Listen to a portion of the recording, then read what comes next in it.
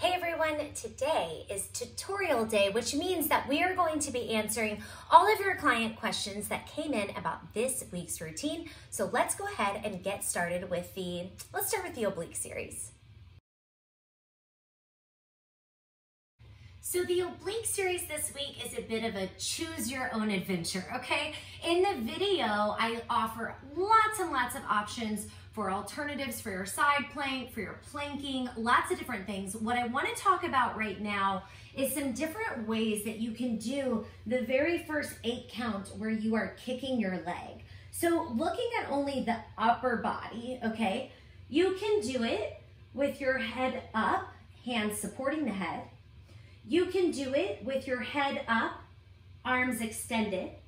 You can do it with your head down, ribs anchored, or this is going to be really great for anyone who's pregnant. You can do it propped up on your elbows like this. Just make sure that you're still engaging through the abs. Okay, so that's the first part. Now, looking at the lower half of our body, you can do it with this leg kicking all the way up and extending out. So 1, 2, 3. Or you can do it with a half leg. So you can go 1, 2, 3. You can make the leg even smaller by going 1, 2, 3, 1, 2, 3. Okay, all of those options are absolutely okay. And then with your opposite leg, the leg that's over here on the floor, this one I'm moving, you could also do it with that leg bent. So it could look something like this, which will give you a little bit more support. And again, this can work in any of those upper body positions that I talked about. So what I would suggest this week is to go through, try a bunch of those, find the one that feels best for your body, and then move from there. After that 8 count, we move into a side plank. Now, this routine is pretty transition heavy, and I don't want you to get caught up on the transitions, especially if your body is not ready to move there yet. So listen up. Those of you who are maybe a little more advanced or feeling like you want to push more, then you're going to try to drive those transitions. Those of you who are maybe just starting out, or maybe you're feeling a little tired or a little emotional today, you're going to ignore some of those transitions and just get into the next move. So our first 8 count is doing these leg kicks, right, in any position, and then we transition. So you lift up, you roll over to the side, and you hit your side plank. Now, that was very, very transition, right? It was a kick, a turn, a lift. I even got to my stacked feet. But it doesn't have to look like that. So the transition may look a little more something like this. Kicking the leg, you lift up, get the knees set, use your hand to support, and then just get into the side plank that feels best for you. Remember, side planks can be done on the knee single leg, on the knee stacked. You can go all the way up, stacked feet. Ooh, that one's tough. Or you can cross your feet down on the mat, okay? So the key here, or you can also go down onto the forearm. There's lots of options. So the key is to think about which side plank you want and then get there any way that feels right for your body. I'm just gonna show you one more time what a transition could look like.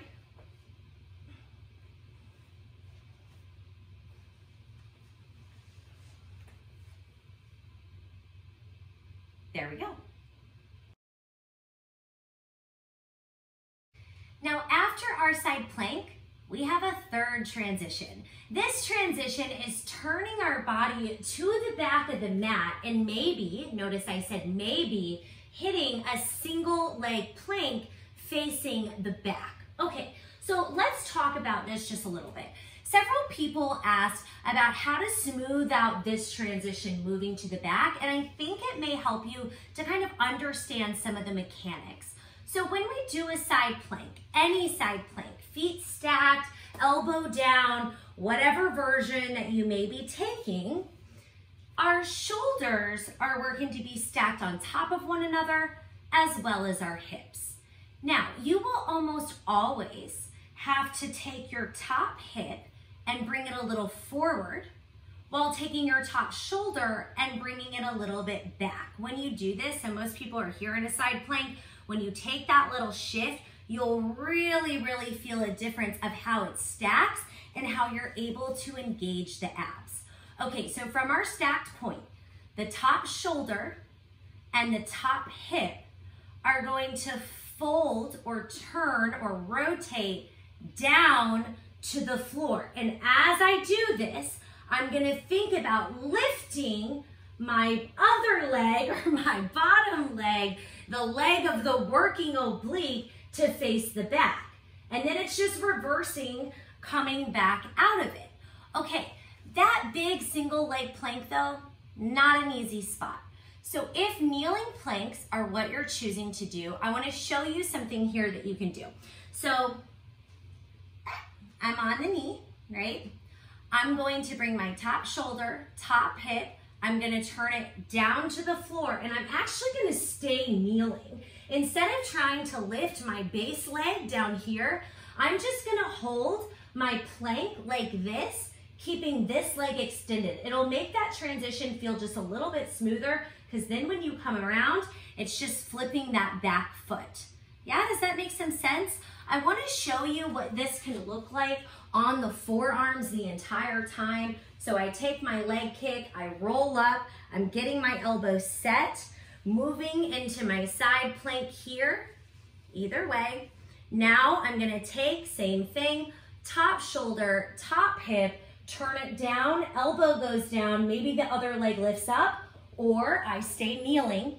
Now I'm coming back, get that leg underneath me, and then open it back up. Yeah, this is a really, really great option.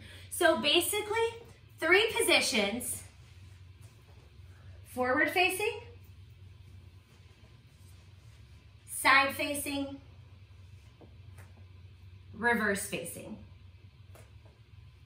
then back again.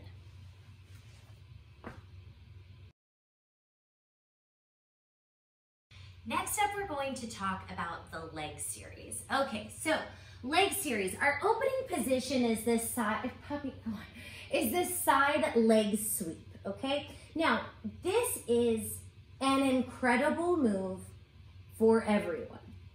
Injuries, pregnancy, this is a very, very good move. And let me tell you why, okay? In this position, we are essentially mimicking a side plank. Shoulders stacked, hips stacked, belly pulled all the way in. Now in the video, I mentioned something about taking this bottom oblique, so this is my right oblique, and lifting it up. And there was a few questions that came in about that because some of you thought that the side was completely flat. Let me show you why that side is not completely flat. So if I'm laying here and I let this bottom piece drop down, look what just happened with my upper body, right? My hip and shoulder are now closer together. So technically my top hip and my top shoulder are in closer than my bottom hip and my bottom shoulder. Watch now what's gonna happen. I'm gonna think about lifting. Even if you don't leave the floor, that's okay. And now that's going to lengthen out the top side of my body and correctly stack up once again my shoulders and my hips. This is technically a ton of core work and also some oblique work. Now, every time I teach this move, I get a question about the bottom hip hurting on the floor. I don't have a solid answer for you. It's all about adjusting out of the exercise.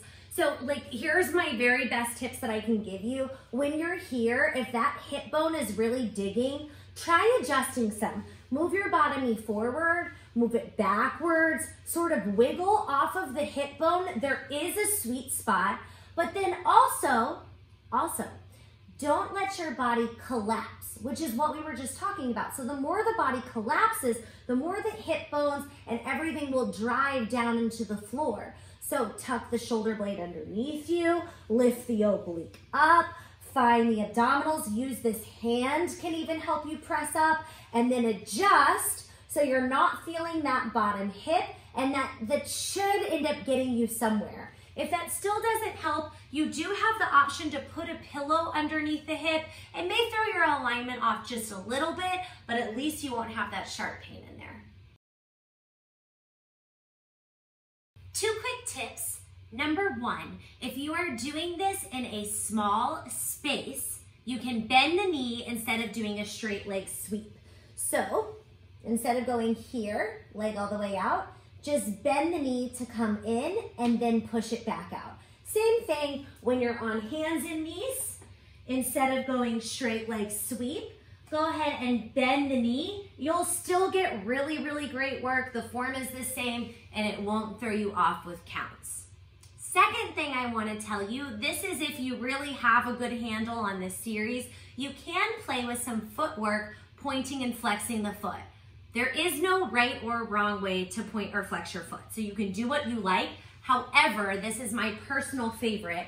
I love pointing my toe on the way forward and then flexing my foot on the way back. I like the way it feels with length on the way forward, and then if I drive that heel, I feel like it really helps me engage my butt. Everyone's different. Some people may like it better the opposite. Same thing here. I tend to point as I extend and then flex on the way back. Now, let's talk about the transition from laying on the side to kneeling. As I mentioned, this routine is definitely transition heavy. So the transition that I offered is to stay close to the floor. Your bottom leg extends out, you roll to the side, then you're using your arms to push up and back. Okay, that's a nice fancy transition, but you don't have to take this, and you certainly don't have to go all the way down to the stomach. Listen up, y'all. On both sides, right and left side, I show at least 2 rounds of what I'm about to show you now. So you do have support in the video as far as this transition goes. Here's what happens. Sweep the leg forward, sweep the leg back, and then instead of extending out and turning down to the belly, you can simply get yourself over to hands and knees and then get set up. I allow the time in the 8 counts to help you get there. So if we go 1, 2, back 3, 4, open 5, 6, 7, 8, everyone would lower 1, 2, turn 3, 4. You would go 1, turn 2, turn 3, turn 4. Sweep. 1 and 2, back 3. I'm gonna show it again. 1 and 2, back 3 and 4. You turn 1, turn 2, turn 3, get set, then sweep. Okay, so you can completely avoid the belly. Just get over onto the hands and knees and you'll be good to go. One more thing. I'm not giving a different option to get there. Like, there is no chair modification for this, because that side laying position is so good for core without putting a lot of strain on the body. Like pregnant people, those are mostly who ask the question, you're gonna wanna do this side laying position. Actually, both of them are very, very good for you during this time. So just delete the transition, get over to the hands and knees, and you should be good.